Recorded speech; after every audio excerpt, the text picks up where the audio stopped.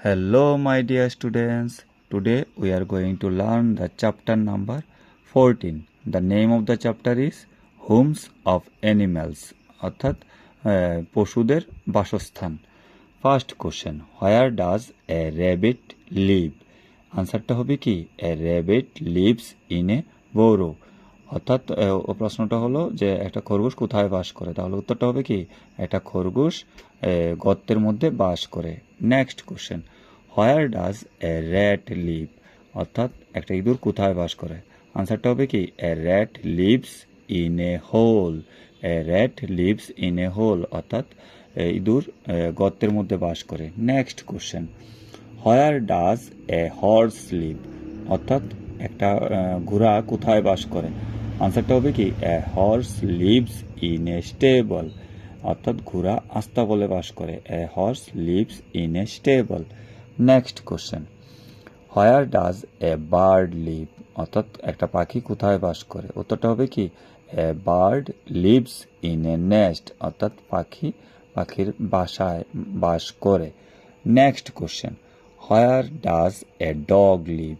কোথায় একটা কুকুর বাস করে, আনসারটা হবে কি, a dog lives in a kennel.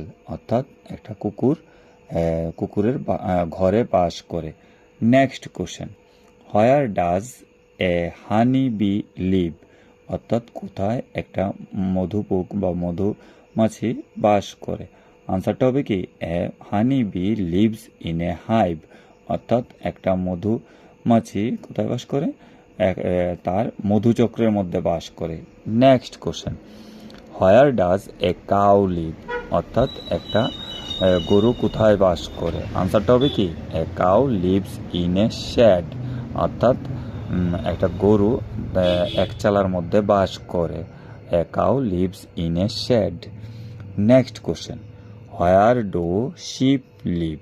অর্থাৎ ভেড়ারা কোথায় বাস করে, আনসারটা হবে কি, sheep live in a pen. অর্থাৎ ভেড়ারা খোয়ারের মধ্যে বাস করে। Sheep live in a pen. Next question, where does এ হ্যান লিভ? অর্থাৎ মুরগি কোথায় বাস করে, আনসারটা হবে কি, এ hen lives in a coop. অর্থাৎ মুরগি খাঁচার মধ্যে বাস করে। A hen lives in a coop. Next question, where does a lion leave?